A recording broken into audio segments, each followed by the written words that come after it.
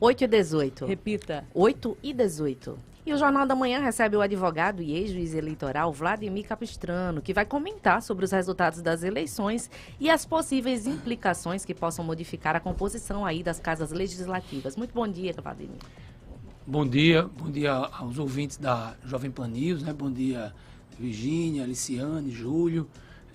Satisfação estar aqui novamente com vocês. Estive aqui antes, durante e agora depois da eleição. Agora fechou o ciclo. Virgínia, por favor. Vamos lá, seja muito bem-vindo e sua passagem por aqui sempre traz ótimas informações e esclarecimentos para o nosso ouvinte e, nesse momento, para o eleitor. Doutor Vladimir Capistrano, ainda poderemos vislumbrar alguma mudança daquele resultado que saiu das urnas de domingo diante dos eleitos? Virgínia, tem um ditado popular que diz que gato escaldado tem medo de água fria, né? E é o que aconteceu domingo.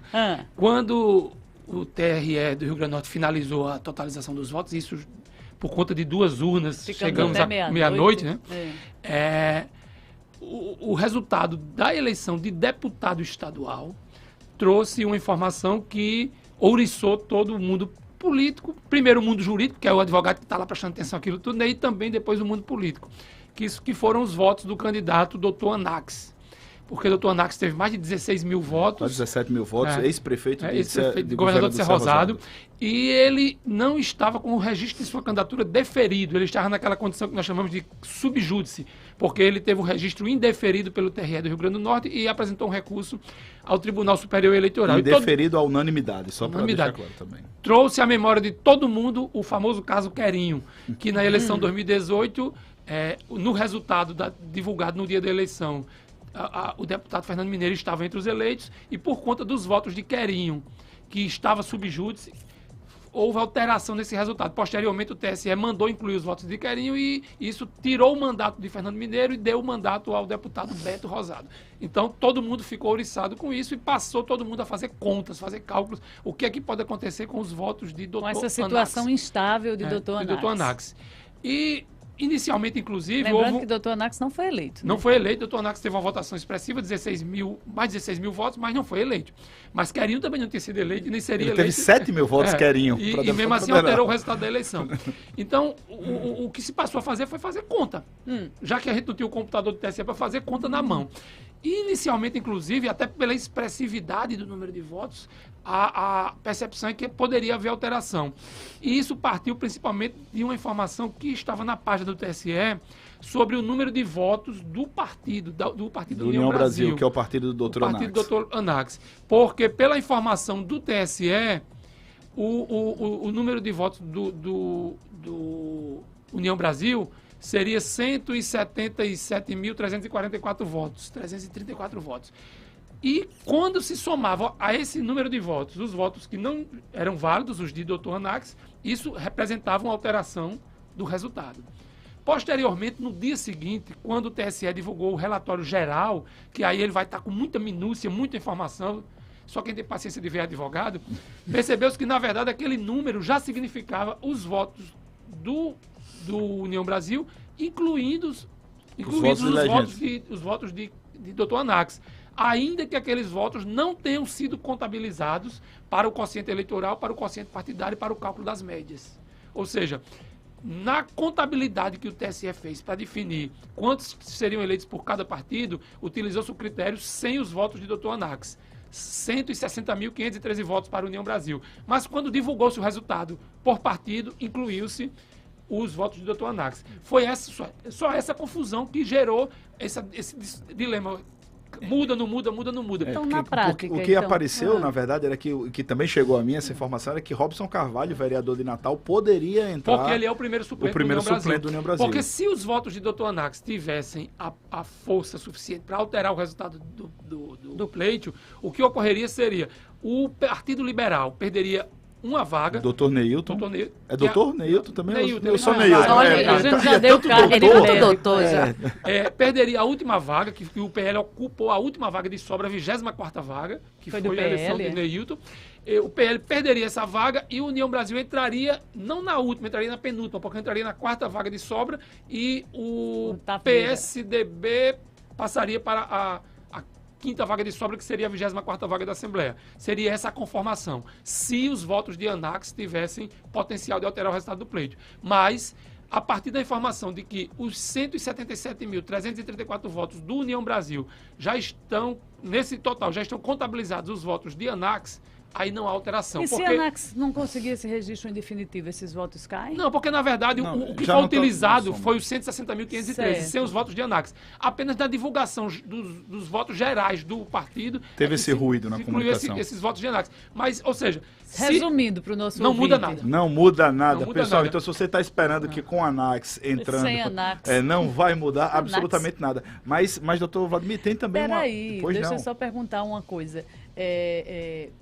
Anax, então, qualquer situação o que status venha da a candidatura de acontecer Anax, ou mantendo o indeferimento, ou Sim. conseguindo o deferimento, E isso mesmo, não altera o mas resultado. pode haver uma provocação para se analisar esse argumento que nós estamos trazendo como definitivo? Alguém, um desses partidos ou candidatos podem questionar Na verdade, essa... isso é automático, Virgínia. Se o TSE alterar o status da candidatura de Anax, mudar de indeferido para deferido, automaticamente o sistema já recalcula, já retotaliza. Deixando tudo igual.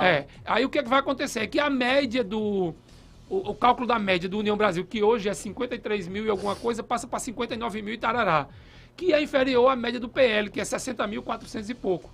Ou seja, a diferença é pequena, mas pequena. um voto já é suficiente. Então, se o TSE mudar, deferir o registro da candidatura do Dr. Anax, haverá retotalização. Mas a retotalização não terá efeito na modificação do resultado. Entendido. Pronto. Agora, uma outra dúvida também, que é o candidato mais votado foi o Wendel Lagartixa, ele teve mais de 80 mil votos, quase 90 mil votos, mas ele também está com a sua candidatura, o seu registro de candidatura questionado pela Justiça Eleitoral, na verdade pelo Ministério Público Eleitoral. Foi deferido e está com recurso. Nesse caso, e tem também outro caso, porque ele também responde a processos na Justiça Comum. Então, pelo primeiro caso, na Justiça Eleitoral, há algum risco de indeferimento da candidatura de Wendel Lagartixa? E sendo indeferido, a alteração na Assembleia seria significativa? No caso do Wendel Lagartixa, há uma diferença fundamental. É que ele concorreu com o registro deferido. No caso do Dr. Anax, o registro dele estava indeferido e ele quem recorreu. Ou seja, ele concorreu subjúdice. A situação subjúdice, que é aquele que não tem os votos contados. No caso do candidato, do deputado eleito Wendel, ele está com o registro deferido e os mais de 88 mil votos dele foram contados para o quociente eleitoral, o quociente partidário e o cálculo da média. Essa é a situação fundamental de diferença. É tanto que o partido dele conseguiu uma vaga de sobra, a última vaga, a 24ª, que foi justamente a vaga de Neilton. Mas há ainda, pendente de apreciação pelo Tribunal Superior Eleitoral, um recurso do Ministério Público Eleitoral contra o registro da candidatura do deputado eleito Wendel. E isso daí, se o TSE prover o recurso do Ministério Público Eleitoral e indeferir o registro da candidatura de Wendel, não altera a contabilização dos votos de Wendel.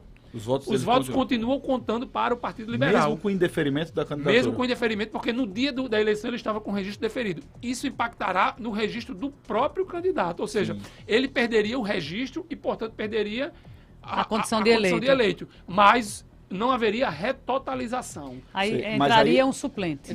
Mas é que está, o suplente tem que ter os 20% esse aqui é o grande problema. Esse aqui é o grande problema. Por quê? O Partido Liberal, ele teve 4 candidatos eleitos. Se por acaso houver o provimento do recurso e o registro for indeferido, não haverá retotalização. O partido simplesmente, em vez de eleger os 4 que elegeu atualmente, o segundo passa a ser o primeiro, o terceiro passa a ser o segundo e o quarto passa a ser o terceiro. E chamará na ordem o quinto que passará a ser o quarto. No entanto, como nós estamos tratando de candidatos eleitos e não de suplentes convocados no exercício do mandato, esse suplente terá que atingir a cláusula de desempenho individual. 20% do... Porque é uma vaga de sobra. É 20% do quociente total. Como nós estamos falando da 4ª vaga do PL, que é uma vaga de sobra e não uma vaga de quociente, a 3ª vaga é uma vaga de quociente, mas a 4ª é uma vaga de sobra. Para o candidato... Quanto foi o quociente do prestador? 77 mil e alguma coisa. Então 20% seria aproximadamente 14 mil votos. Quase 15 mil. Não tem nenhum candidato do PL. Aí nesse caso... Uma grande conta de matemática. Aí roda. Cairia nos braços da União Brasil.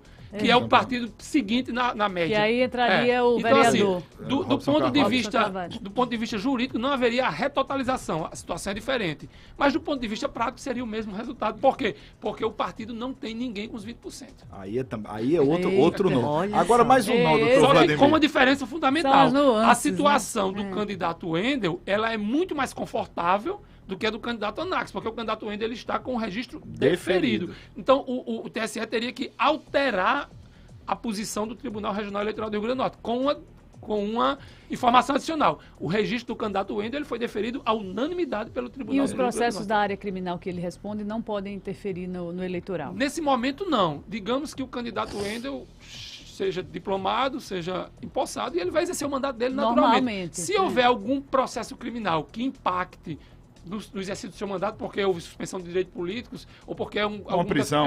Ou prisão nem tanto, porque a gente já viu deputados com tornozeleira. Mas eu falo uma prisão em regime fechado. Sim, não mas seria... o TSE o Supremo Tribunal Federal já admitiu o deputado federal preso. Ele saía todo dia para exercer o mandato. Exatamente. Então, Ia para a assim, Câmara e voltava. prisão Lembro muito não é, bem. né? Tem que ser uma condenação criminal que impacte no exercício de uma função pública. Sim, aí teria entendi. que analisar o caso. Mas se vier a acontecer isso, aí a situação é diferente, porque aí o suplente pode assumir. Independente Porque aí da quantidade de já votos. nós não falaríamos mais em cláusula de desempenho. Sim, já seria somente... Qual é o suplente. prazo da Justiça Eleitoral para esses candidatos que ainda estão com indeferidos? Na verdade, Luciano, não tem prazo. É tanto que a gente já viu aqui em Natal, por exemplo, vereadores no meio do mandato verdade. perderem o mandato porque houve uma Nossa. retotalização. Então não tem prazo. É quando o TSE julgar. O prazo que existe na legislação eleitoral, até 20 dias antes da eleição, é para que os tribunais regionais analisem os registros de candidatura. E o TRE do Rio Grande do Norte cumpriu todos. O TSE não tem prazo. A gente imagina que seja rápido, sobretudo porque nós estamos tratando de candidatos eleitos.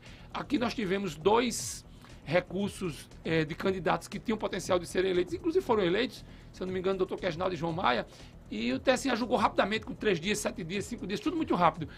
É possível, então, que o Tribunal Eleitoral julgue agora, até talvez antes do segundo turno, a situação tanto do candidato Anax quanto do candidato Wendel.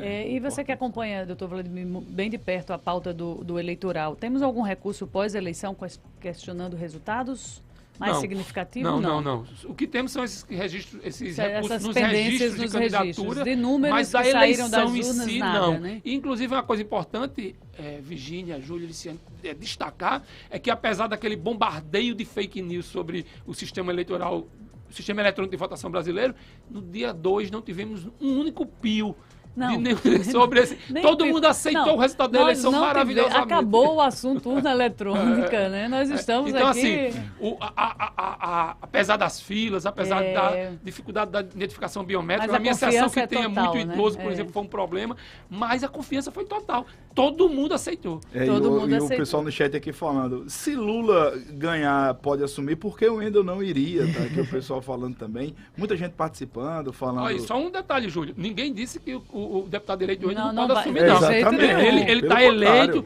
vai ser proclamado deputado eleito, vai receber Vai o ser diploma em diplomado. dezembro e vai assumir... 19 de dezembro. 19 de dezembro e diplomação. vai assumir dia 1º de fevereiro. Ninguém está dizendo que ele não vai assumir, não. Ao contrário. A não ser que haja uma modificação da situação jurídica dele do ponto de vista eleitoral. Porque do ponto de vista da justiça comum, essa daí é que não vai ter repercussão tão cedo, se é que um dia vai ter. Então, para ficar muito claro, o candidato, o Wendel, é deputado eleito e o mandato dele está preservado. A não ser que haja alguma intercorrência no futuro, que aí seria Que não é o que tá posto exercício agora. de futurologia que não é do meu feitio. Eu trabalho apenas com o que existe de concreto. Não mexe com tarô, né? Eu não mexo com tarô. Eu tô aqui rindo porque o telespectador Nunes Silva tá falando, meu Deus, que bagunça da moléstia é essa, indeferimento, recontagem de votos, quociente eleitoral, é toda uma estratégia, até Pode na acontecer escolha tudo, do quase partido. nada, Mas né? isso, mas isso, meu caro Nunes, não é bagunça, né? São Isso etapas. tá na norma. Tá na assim, norma, isso- né? e tem o TSE ele tem tido uma prática, porque esse assunto realmente é muito difícil de compreender. Só quem está no dia a dia. O TSE publica umas resoluções que são quase um manual. Você vai olhando e é quase um passo a passo. Então, assim, é muito simples. E Você isso só também precisa... mexe com a estratégia do candidato, até na escolha do partido, né? Com Claro, relação ao coeficiente claro. eleitoral, a nominata que vai escolher as pessoas que vão se candidatar. Pois estratégias. tudo isso são estratégias, né? Agora eu pergunto, como é que você analisou o número, o quociente eleitoral deste ano, né? Tanto para federal quanto para estadual. Não passou aí no radar dos candidatos, trabalhavam com um número menor, né? Relembra primeiro o que é quociente eleitoral. Quociente para os eleitoral nossos- é um número que se utiliza para definir quantos candidatos a deputado ou a vereador nas eleições municipais, cada partido vai conseguir eleger a partir do número total de votos válidos dado em cada eleição. Então, no Rio Grande do Norte, por exemplo, nós tivemos para deputado federal 1.800.000 e tantos mil votos válidos, ou seja, votos que foram dados a candidatos inscritos ou ao partido, a legendas partidárias. São desprezados para a formação desse número os votos em branco, os votos nulos e, obviamente, aqueles que não compareceram, a abstenção. Só os votos dados a candidatos ou a partidos. Com esse número total de votos da eleição se divide pelo número de cadeiras em disputa. No caso do deputado federal, divide 1.800.000 e tarará por 8. Aí se encontra um número que chama de quociente eleitoral. Os partidos precisam atingir esse número de votos para conseguirem concorrer a uma vaga, ou pelo menos a 80% desse total para conseguirem concorrer a uma vaga de sobra, que são aquelas vagas não preenchidas pelo quociente eleitoral. Voltando à eleição de deputado federal no Rio Grande do Norte, nós temos 8 vagas de deputado federal no Rio Grande do Norte. Só 3 foram eleitas pelo quociente. As outras 5 foram eleitas pela sobra. Que todos os partidos que não atingiram 5 de sobras?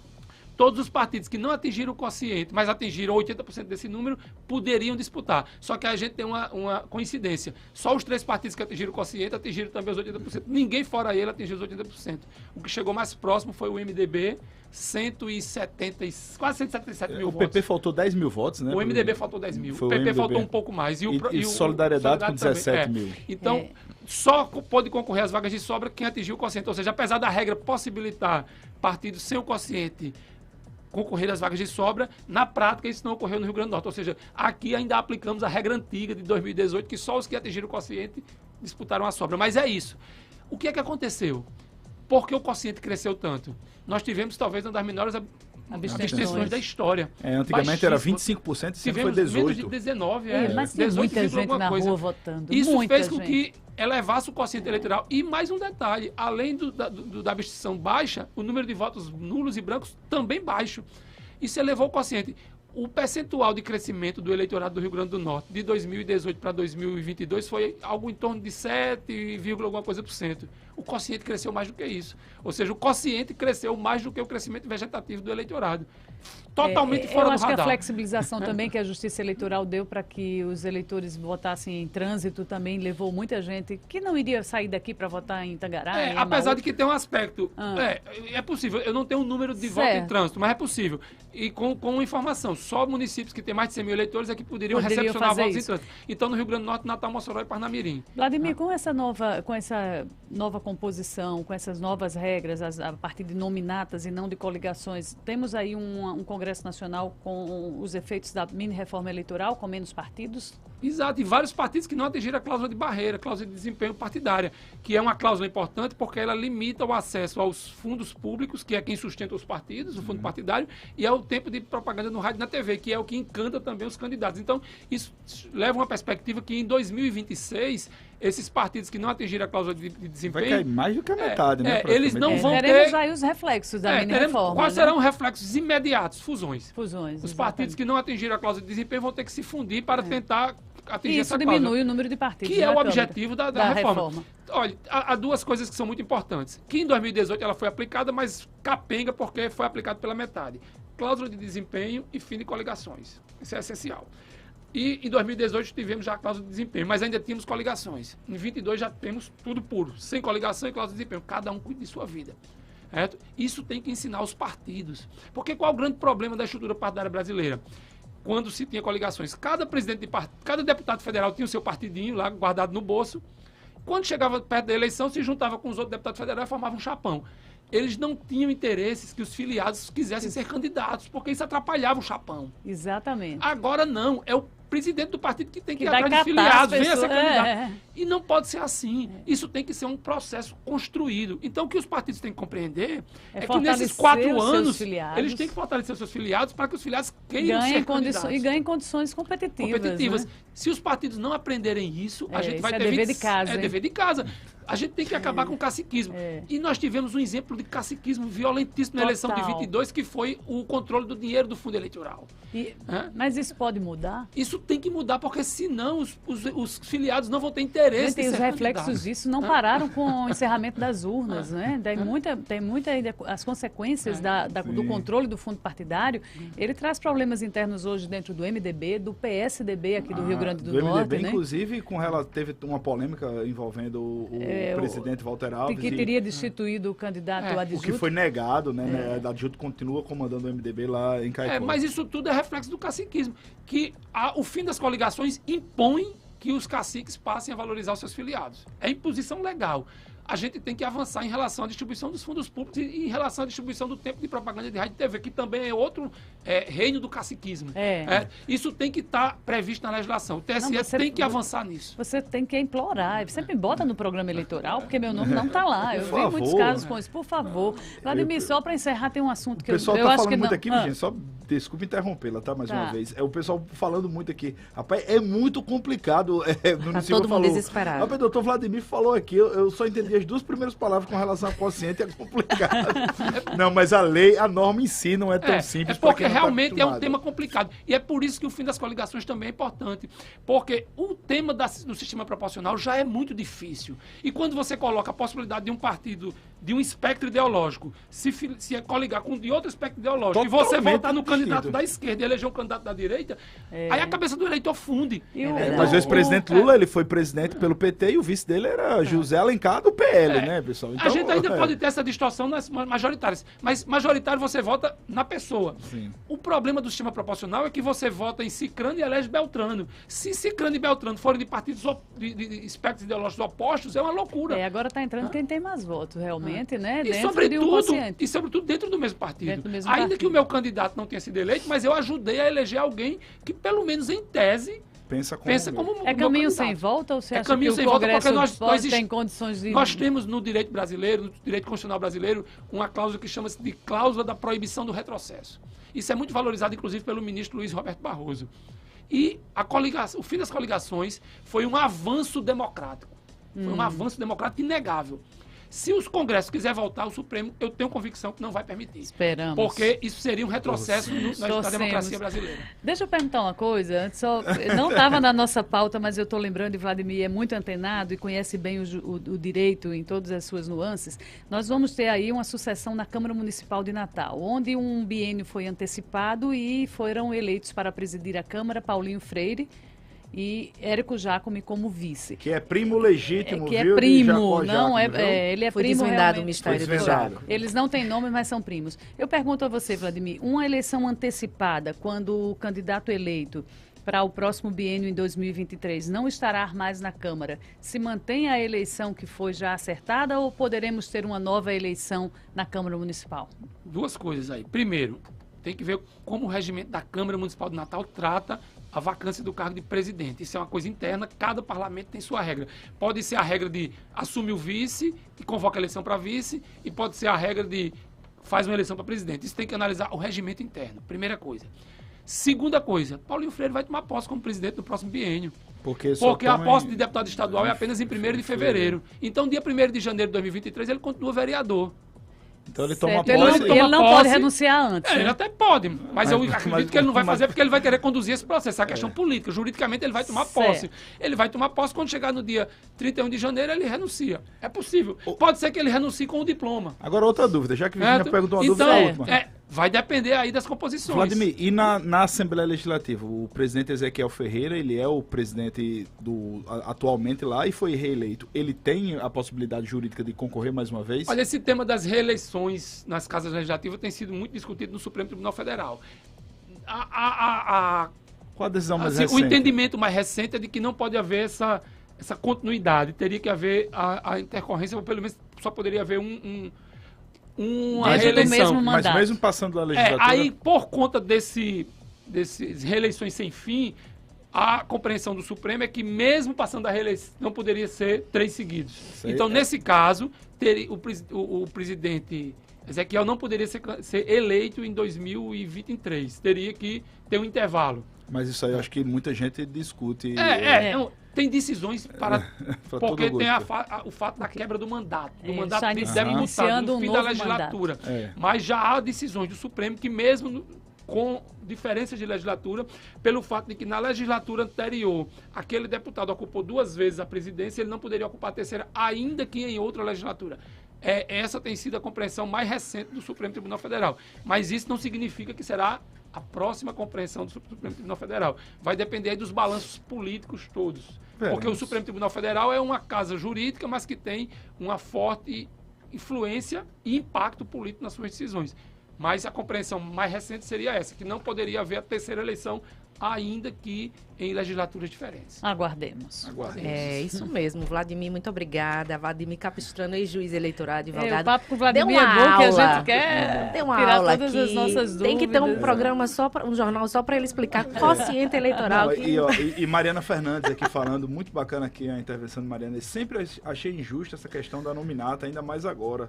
Não vale mais os mais votados, e sim esse jogo de números, porque realmente fica muito complicado para quem não está dentro do negócio. Mas já foi, entender. Mariana, mas com o quociente é que esse jogo de Diminuiu números muito. era diferente. Né? Era Agora já pior. está se aproximando até mais E de como respeitar. a cláusula de desempenho impede os supercandidatos, os campeões de voto, isso diminuiu as distorções do sistema proporcional. Muito bem, muito obrigada, Vladimir Capistrano, ex-juiz eleitoral, advogado. Até a próxima, né? Eu que agradeço esse ano, Até Virgínia, breve. Júlio, Até e breve. estou sempre à disposição da Jovem Pan. Até mais. 8h44.